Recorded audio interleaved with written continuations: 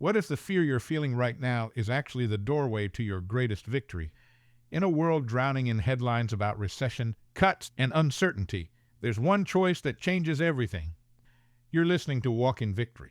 Now available.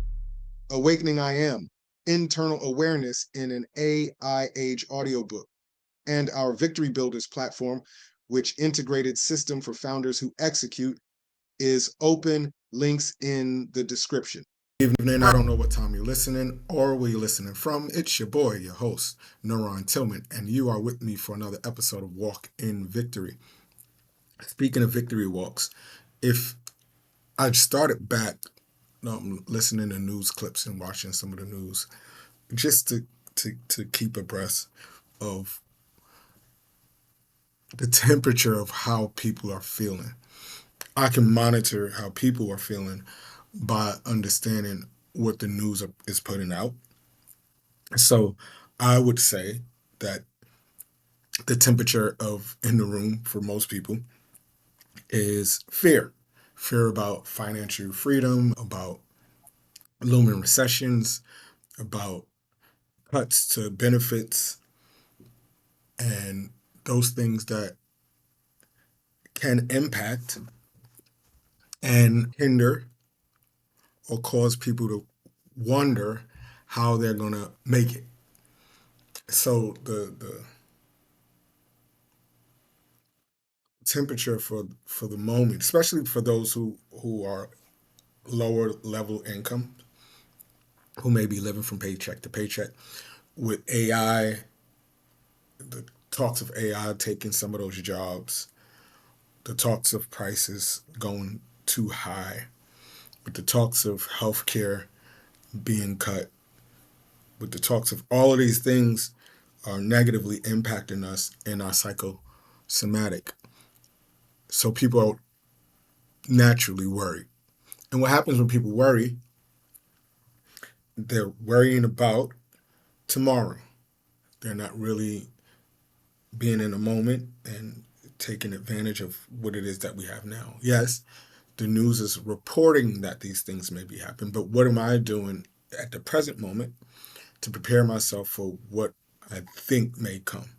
And a lot of times we are reactionary, so we don't have a prepared when it comes to or things like that. We operate in the moment. We operate out of impulses most of the time when it comes to the area of finance. A lot of people in those areas are spend first. When I took a class some years ago and they taught us this philosophy about, I grew up in a save economy where people say, oh, save your money, save your money, save your money. But if you saved your money from 10 years ago and you just saved the money, you actually lost value on your money.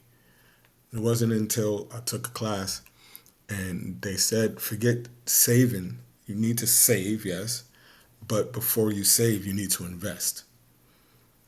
Have an investment plan. Then have the money that you pay your bills, and then you save, because you do want to have a nest egg so that when times like these come around, you can have something to lean on and stuff like that. Learning the insurance game, learning all of these little things that we take for granted that we don't talk about. And in our families, we don't talk about money. You may be around someone who may be savvy and they won't share their savviness with you. But today we're going to talk all things money, and we're going to give you a new understanding. Hopefully we'll give you a greater understanding about what it is that you can do and how you can be impactful and ready and prepared for your financial future. Nathan, how are you? I'm good, mate. Thank you very much for having me here. It's Yeah, interesting. no, thank you Should be for good. coming on. Can you tell our audience a little bit about yourself and what it is that you're doing? We'll dive right in. Yeah, I've basically been working in financial services. I've been an investment broker, financial advisor in the Middle East for the last decade, but I went viral on social media for giving finance tips on TikTok back in 2020, 2021 out in the Middle East because I'm based in Dubai. And from that, we started building a social commerce platform where people can create content and potentially then monetize on the value that they create from not just the value of the content they create, but the value of their community.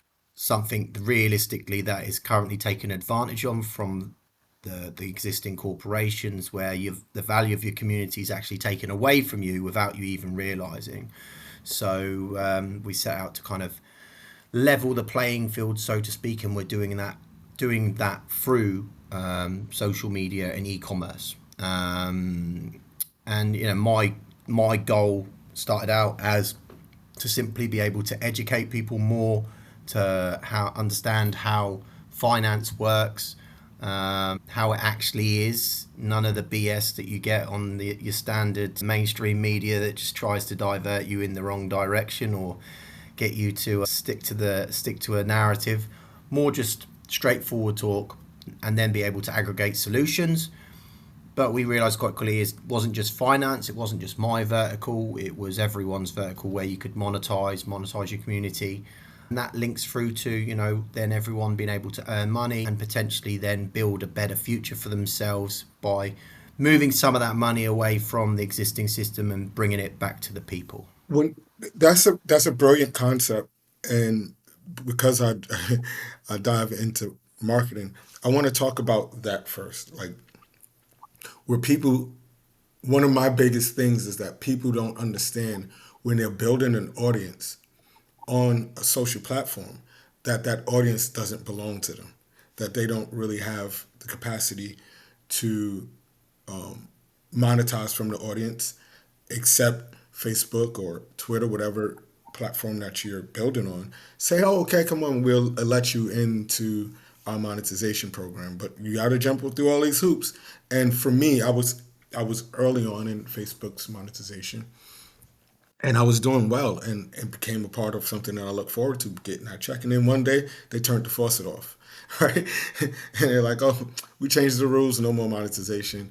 And so now you because they have the capacity and the wherewithal to do that. What made you decide that you wanted to be Robin Hood, so to say, with your social platform, and what was the process and what's the name of it? Yeah. Essentially, I despise the financial system. The entire financial system, since the Federal Reserve was created in 1913, has been made to put us into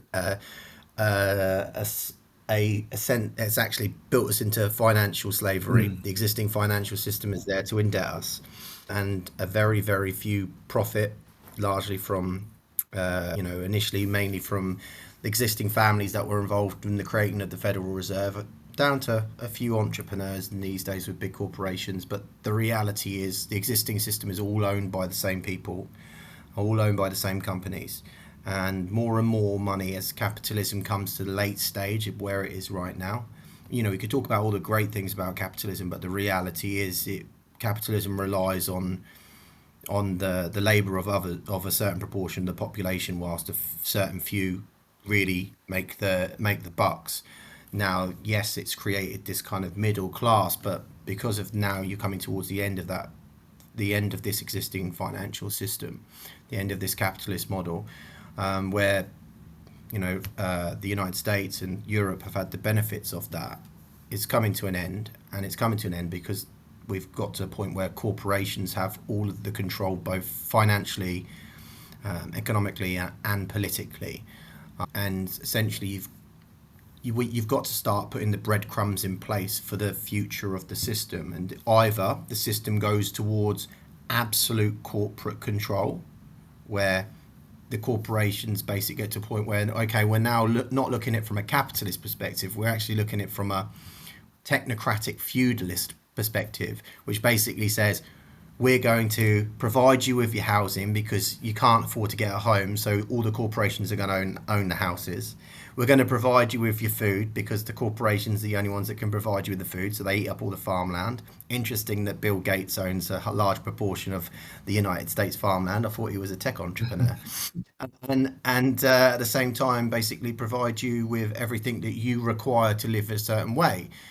That's one way the system could go, or the other way with the technology that's coming into play now, with blockchain technology, smart contracts, distributed ledger technology, instant payments, there's a shift in where the system needs to go next. And the shift in the system has to go towards a decentralized model in some capacity. We are kind of there in some way, but we're also not. So we kind of have to go out and build something that people understand, but build it in a way where the thought process of the business, from the leadership, from the word go, is that everyone is going to earn a piece of this pie. It's not going to be the founders and the shareholders. Yeah, the founders and the shareholders will make money. That's no doubt. They put the risk up at front, and that uses the existing capitalist model. Fine. But not in a way where it takes it to a point where it can be manipulated so far where the principles and the foundations of what it was set out to be, it shouldn't end up being that. The reality is I could start a company in the existing model today, do great for people. I could die in 20 years, hopefully, 30, 40, 50 years. And then all that will happen is that system will continue to grow and grow and grow and grow and move away from my values. Right? Because it'll get to a point where that company will own everything in the existing model Yeah. and move it further away from equitable options for the people. Well, why on earth would I want to spend my entire life building something that can be manipulated later on for the worsening of humanity when my goal is for the betterment of humanity? So the only way to do that is ensure that the platforms and the future of technology is built in a way where everyone gets a piece of the pie. It isn't just a dead entity. That's what companies are. Corporations come from the word corpse, dead, right? So we're giving money. The majority of our money ends up with dead entities, not the living. It ends up with the dead, right? Which is why. Why does that doesn't make any sense, right? So everyone's out here struggling, paying the bills in this slave system, and whilst the corporations make all the cash. Well, that's no good. Okay, it's great that it's brought these awesome things. You're not completely knocking down capitalism, right? But the reality is, like in any system, when it gets to a point, it goes past the point of your initial people being involved in it. The initial people that set up the system, may have had all the best interests at heart, but now they don't. So essentially, what we set out to do is, based on that foundation of absolutely despising the financial system, ensuring that the next financial system and the technology is used for the betterment of humanity, not for the worsening of an existing system. And the system that is in place, it won't be the system it's been. It will be the people that own that system now will want to continue to hold on to power, where all that will happen, the illusion might be that, oh, you've got everything you need. But the reality is they've taken away your freedom in the process where they own everything. So for me, it's about individuals, decentralized, what value that they bring to the world, whether that is through their content, whether that's through their community. Everyone's got a different skill set. Everyone's got a different set of abilities to be able to promote to the world, whether that just be your skill set, like, I talk about finance, or whether it be, you're really big in your community and 100 people. Okay, we'll refer those 100 people, and if those 100 people start to earn the value, rather than a traditional sense of, oh, you referred them once, then you only earn once. No, you referred them, they become part of your business. There's a way that you can monetize that. So it's more about thinking about where the future of commerce is going, where the future of social media is coming in, but most importantly, where the future of the financial system and technology is going, so that you're at the forefront of this change of the system. For me, we're coming towards the end of the existing system, the ending of the world reserve currency as we know it, the US dollar as we know it. And this opens up a unique opportunity for us to be able to ensure that the systems that are put in place for the next generation of people are going to be there to serve the people, not to serve the interests of a few people. And it's funny, as we come close to decentralizing the dollar and this system that's built for the purpose of the 1%, they're tightening the screws because they want to get the rest of the juice out. And they kind of want to Of keep the course. people from doing stuff that you're talking about.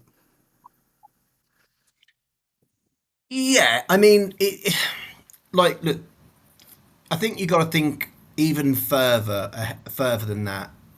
Firstly, it's not the 1%; it's the 0.001%. Right? This isn't. I mean, I feel we really have to make the understanding of what this is. That and the middle class that exists right now is going to be completely crushed if the existing model continues the way it is. I'll ask yourself the question: if you knew the game was up, would you wait for it to happen, or would you make it happen on your own terms? I'll make it happen on my own terms.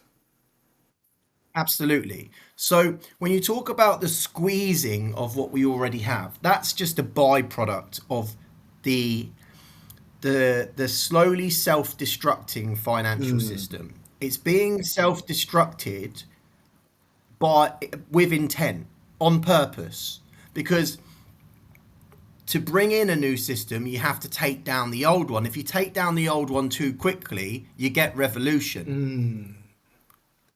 right? But if you take it down slowly in Dystopia. a controlled manner, right? If you take it down slowly in a controlled manner, whilst you're building up the next system, it means the people that are already existing in control still maintain their hold on control. But what the people that already have the control understand that that's going to change slightly. There will be winners and there will be losers in that process. But what that does open up is when you're breaking down a system, the last thing you want is people to wake up too quickly. You need them to wake up because you want them to be the catalyst that controls the down structure of a system to bring in a new one, but you don't want them to know too quickly, because if they know too quickly, then what they're going to do is go, well, I don't agree with what you do. I don't agree with what you did. And now you're going to try and bring in a new system. And I already know your morals and the way you are already, these entities. So what? Am I going to think that suddenly you're going to become the savior on the other side? I don't think so. So it's about recognizing exactly what has come to pass, recognizing that we're in a transformation of the existing financial system and the way money is earned, and ensuring that the new financial system, the people are at the forefront. But to do that, you have to awaken society faster than the controlled demolition. That's true because if we keep Because by the time the controlled demolition occurs, you're you're already already too too late. late. Because once the controlled demolition is done, the new system's already in And place. that's why I started with the entities of like the news outlets. They use those to control the masses. So they whether they want to induce fear, get the masses excited about a stock so that they can benefit after they get everything out of it. Get the masses excited about a new technology, excited about something else. So they're constantly swaying the people from one thing to the next, and as they're intentionally tearing down, and I'm glad that you said that, as they're intentionally tearing down the system, they're going to start now ushering people to the system that they're going to intentionally build to keep the masses where they are. And when we Problem, reaction, solution. They create the problem, then you give they create the problem, you have the reaction of, oh, what on this? Oh my God, we can't pay yeah, our bills, we and then can't they do they this, we say, can't oh, we do got a that. solution. And then, oh, don't worry, here's the Yeah. solution. Right? That's the reality. So the problem is it's far more than just these people in place. The problem is the existing system has dumbed us down so much, thinking about the things that don't matter. Oh, I'm going to buy my next car, or pay the bills, or oh, I want to take this girl out, oh, I want this new pair of shoes, all the things that really don't matter, so that you are dumbed down and you're not conscious of exactly what's going on. Because if everyone was conscious of what's going on, we wouldn't accept a small few proportion of the population taking advantage of everyone else. All right. So the goal actually overall is actually the awakening of collective consciousness. So it's about, and just by having conversations like this, we might reach, for all we know, 100, I don't know how many people you get on your podcast, but let's say 100 people watch it. And it might be just one statement that we say today that makes them go, oh, yeah. And then their variables in their life will take them towards understanding the way the world works. So actually, we're in this journey of awakening, because as the system tears down, more and more people understand it's being teared down. But whilst the existing power structure wants to control that narrative, our goal is actually to awaken to a certain level where we can have a say in the narrative, right? Because all I've realized as life's got as I've got older, is that your average person, right? Every single one of us, we're all just good at heart. We're all the same. We're all one of the same. Whether we're white, black, male, female, from the US, from the UK, from China, from wherever, all I've realized as life's gone on, we are all exactly the same. And we are all separated by design structures to be able to separate who we actually are. And by separating who we actually are, it separates us further away from our true state of consciousness, further away from, when you've got the blinkers on. When you're conscious and awake to everything, you can see what's going on. Like, it's clear, everything's clear to me because I'm awake to understand how consciousness is working. So therefore, I'm awake seeing, hang on, if someone's trying to pull the wool over my eyes, I'm going to see it straight away. But if everyone is either fighting against each other or worried about what they're going to buy or pay the bills or whatever, they're not focusing on what's actually in front of them. And then suddenly we've built into this system which actually doesn't serve the people, doesn't actually align with who we are. Because I think, as a generalization, when you take out all of the smoke and mirrors, it's like everyone's just one of the same. We all want the best for everyone. Everyone, you want the best for your kids. Everyone has that, right? Everyone wants the best for their kids. So what is that? It's like, okay, well, what is the best for your kids? Well, you could say, you want them to be wealthy. You want them to grow up in a nice place. Really, actually, I thought when you think about that, you could look at people that are wealthy and then their kids. So their kids end up being really the good type of people you want. So it's probably not that. I would say it's actually, you just want your children to be a good person, right? Treat others how you would want to be treated. That's the foundation of what we want. Well, that's a level of, firstly, it's a level of courage. And a level of courage is you've always got to operate from a place of truth. Therefore, you've got then to have a level of understanding and reasoning for one another. So all of that I'm talking about there is just raising a level of consciousness. And the moment you have a level of consciousness to the point, I understand why that person's doing that. I'm not going to bite. I'm not going to scream about it and shout about it. I go, okay, I understand. I understand all the reasons why someone takes those actions. And I understand it, and there's reason for it. So I'm not going to respond to that in a negative manner because that doesn't serve anyone. To get to that point of consciousness, of understanding where you have just care for everyone, a love for everyone. For me, whether it's my child or someone around the other side of the world who I'd never met in my life, they have exactly the same value. They should do. But the way that we built into society is naturally, on a survival concept, you want to look after your own. But when you go past the survival paradigm, everything is actually about, no, just treat one another, even the person you haven't met before, the same, because you operate from a place of loving one another. And that's just a higher level of consciousness.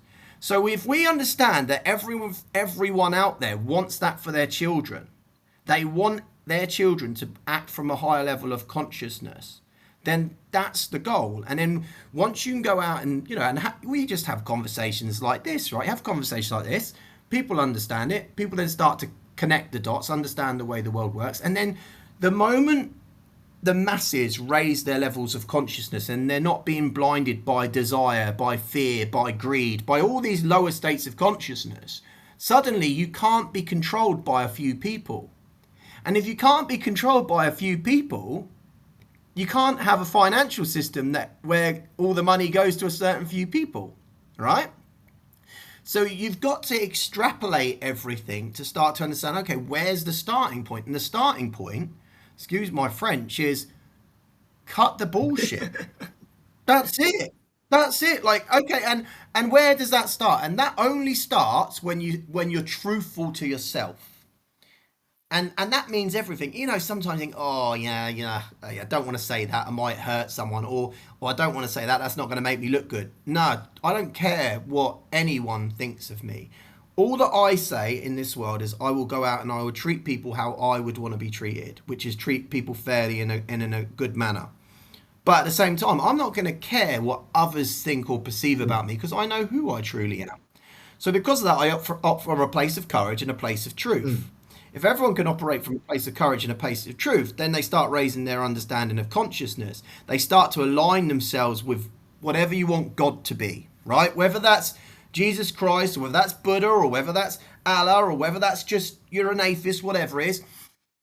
That alignment with your true self is your starting point, because then you've kind of just got this radar of understanding this is the way the world should work, and I'm going to follow this. I'm not going to follow what popular culture, which, bear in mind, all popular culture is created by the media. Yes.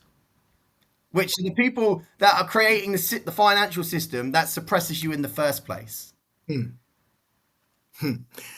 So I'm sorry. everything that we see in popular culture comes from a level of media. Now, whether that is the news, or whether that's your favorite rapper, or your favorite singer, or your favorite artist, whoever, or your favorite actor, all of it is designed in a way to create a culture which ensures that that culture is suppressed from their understanding who they truly are. So, and then you leave yourself living in a world where either you're struggling to pay the bills, or if you're not struggling to pay your bills, you're stuck in a system of spending more and more money so that you're still back at the same point anyway.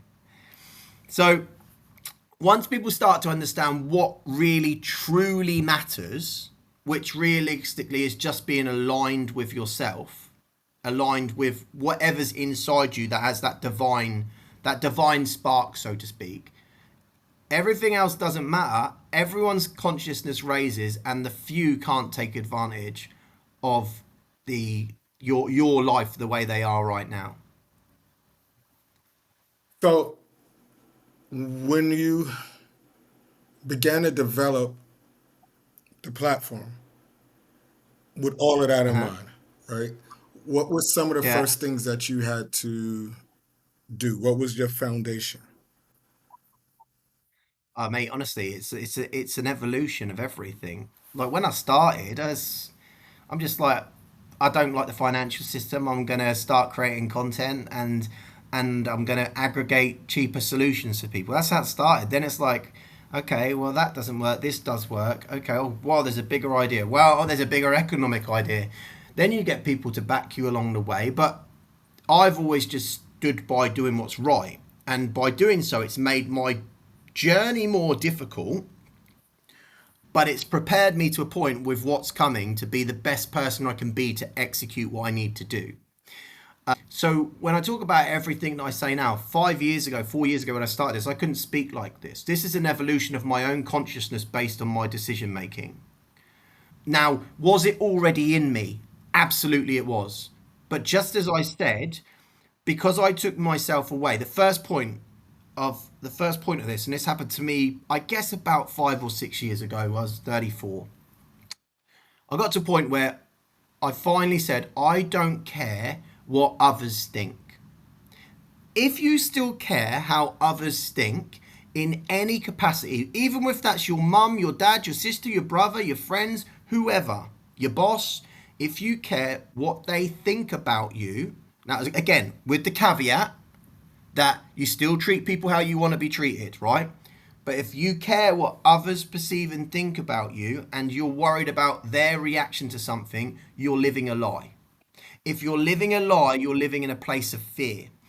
And once I got over that point, it was a continuous evolution based on my decisions. And then to the point where now I feel like I've got a purpose. I always knew my skill was I had a great ability to articulate things really well, articulate the way that I think and see the world. And people are like, well, it's kind of scattered all over the place. Yeah, and But that's been a story of my evolution of my consciousness to connect those together to explain it to others, right? I've just had a journey, my own personal journey, building towards what I perceive can potentially aid people. Whether it becomes the biggest thing on the planet or it does 1% of what it could do, if I go out and try my best, do my best, but do it for the betterment of humanity, not for myself, I just got this kind of vibe by going down that route that it's going to work. Whereas I feel like if I was doing it for myself, which quite often you are, either you're doing it for yourself, you're doing it for your own financial gain, then there's definitely a limitation because it doesn't come from a pure place. Or secondly, you're stuck yourself in a system where perhaps you've got a certain type of investor, maybe a venture capitalist that wants you to do it this way. And if you don't do it this way, then you're finished. Fortunately for me, I didn't go down that route. I went down a route with people that backed me that said, one day Nathan's going to do something very, very special. That's how I basically raised the capital to build what I was building. Even to this day, like, you know, all my investors from the beginning, it's like, no, we're going to wait to the end because we know that you won't stop. And that's it. And then you just keep evolving, you keep moving, you keep going, and you just do it with the best intentions. And then everything doesn't become about, I don't care about money. I live out of a little suitcase, one of those holdalls that can go in the inside the bins of an airplane. I don't have a big suitcase, don't have anything, I don't own anything. You know, I just have what I have in my company. I get to see the world alongside because I'm getting to do the things that I want whilst I'm doing it. I don't need to own anything because I believe once you start owning something, it's actually pinning you to one place, which is away from the fluid beings we're supposed to be. That's another thing. We're built into a system which is a control system. Do this, do this, do this. You go to 9 to 5, you go home, you eat, you go to sleep, you wake up, you repeat. And we're taught that from an early age at school, right? We're taught to be in this conformed structure. We are like floating beings inside ourselves. We're not supposed to be conformed to a structure. You know, we're conforming to someone else's structure. Realistically, we're conforming to JP Morgan's structure. JP Morgan, Henry Ford, like, who are long dead 60, 70 years ago, 80 years ago, right? They decided we want to control society and this is how we're going to do it. And they basically set a system which has had our parents, our grandparents, our great-grandparents basically running on a hamster wheel for the last 100 years. And all that's happened is now what's happening now is, yes, there's technology. So the sharing of information means that because there's that sharing of information, we can kind of start to make our own opinions, where before maybe the information wasn't as readily available before the internet, and particularly now on the level it is, right? Particularly like short form video. Short form video, you can watch something for 15 seconds, which you wouldn't have even bothered watching before, and gained a piece of information, which opened up a new neural pathway in your brain to open up several more neural pathways, which simply wouldn't have opened before. So we're at this stage now where that in turn raises your consciousness and understanding, and it links to breaking down what's happened with the existing system anyway. So I think with the next system, we're going to have a great choice on how we can be at the forefront of it. And in theory, it should mean that no poverty for anyone in the world. Everyone should be able to earn a living.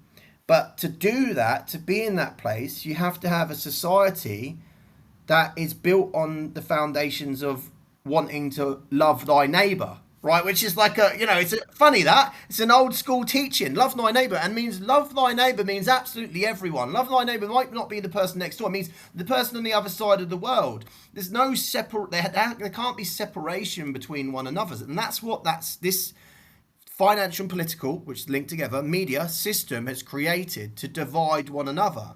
You know, I mean, that it's been designed to do that, to make people think that me and you are different because we're a different color of skin and we're from a different country. Excuse my French, bullshit. We're one of the same, man. We sit down, we have a beer now, we'll be loving it, right? Exactly. But the entire design of everything is to make people feel that they're different. And if they're different, they're separated. If they're separated and we're not aligned with ourselves, you're further away from a place of living from courage and truth. If you're further from a place that way, how can you love thy neighbor? If you can't love thy neighbour, how can you have a society where everyone will work for one another? Because right now, society, using the existing system, people don't work for one another. They work for themselves. And then they might justify it through, oh, I work for my family. Okay, that's great. But then you extrapolate and you realise, well, actually, you didn't. You've been working for yourself, and you've been justifying you working for your family, and you're saying you're working for your family. But I just explained to you what you to actually work for your family is not about a financial gain. It's actually about them raising their consciousness to understand to be better people. So you start to see, hang on a minute, and then okay, you ask yourself, how do you get to the masses? What type of product would want to be to one, aid people with living a better life financially, and two, getting readily information, bite-sized information to them as quickly as possible? I would say you build a social commerce application. Well, that's a good question, because we're about to launch it in Southeast Asia, and we're about to change the name. As far as the name is right now, it's Creatria. But again, this links to the evolution of everything that I built. Because in the beginning, I was like, originally I built something was like help with finance, because I wanted to help people with finance. Kind of says what it exactly was, right? Then it was like, well, actually, this is more about everyone having a hub to create what they create and earn. And then it became that. But then the evolution of everything and understanding what worked and what didn't, again, an evolution of testing, information, data, testing, information, and as well as the evolution of what's going on in the world at the time, said this is now going to change. The application is changing and evolving, and at the same time, it's going to be better suited to start in a certain type of world based on the model that we've got. So it will come along with a different name very shortly. So I can't really tell you yet, just yet.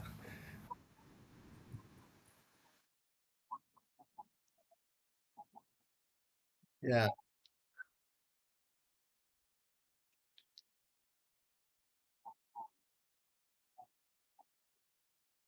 Yep.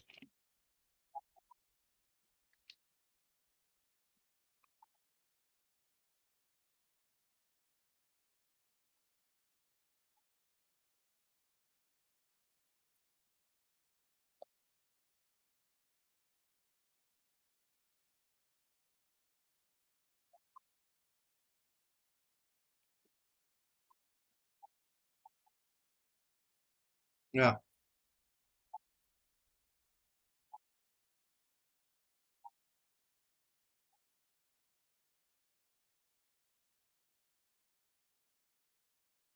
Okay.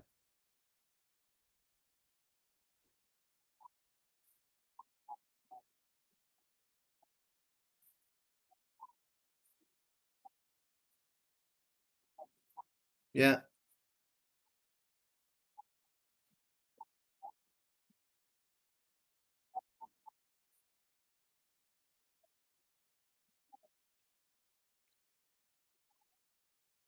So you're operating from a place where you're living a lie, which means you're not living from the baseline of consciousness for anything from truth, which is courage, because you don't have the courage to turn around and say, you know what, I got it wrong. I grew up in the wrong place. The wrong things happened to me. I made these choices. They were poor choices.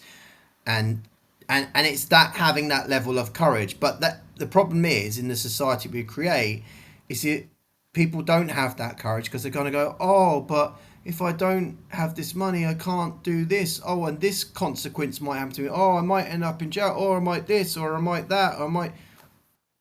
And there's a lack of accountability, right? And it starts with that. So courage and accountability are kind of that basic layer of saying to yourself, no, I'm going to live from a place where I'm actually.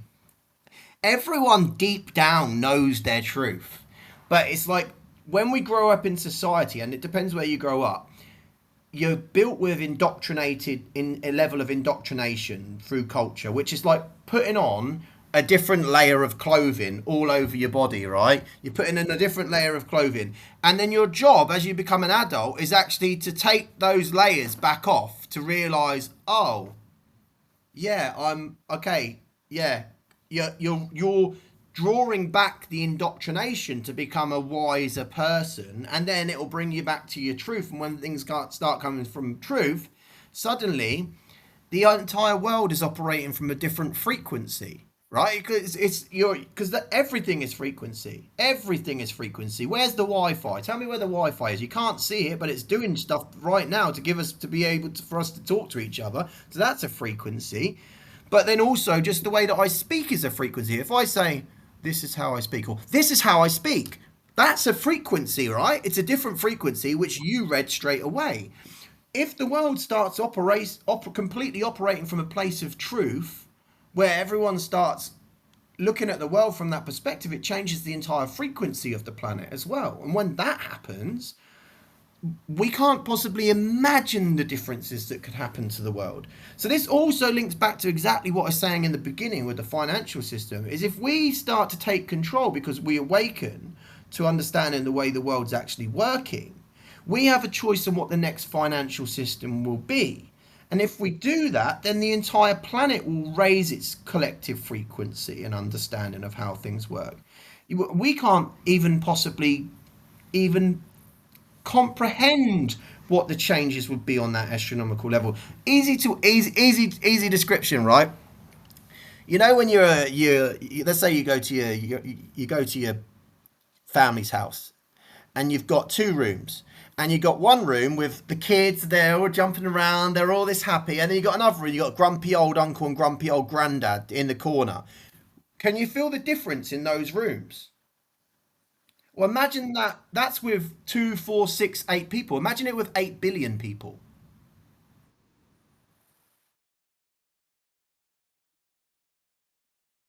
And that's what the financial system, what this financial system that we've created over the last since the last 100 years, that is what that is what's transformed society to be the way it is right now. It all comes as a foundation of that. But then the reality is, if the collective of people are awakened to the understanding of this, you can start creating more information for people to understand. It's dropping breadcrumbs. So you got to ask yourself, what's more important to you, like getting a Ferrari or getting a nice car or buying a new house, or actually dropping the breadcrumbs that's going to have a domino effect for hundreds of millions of people.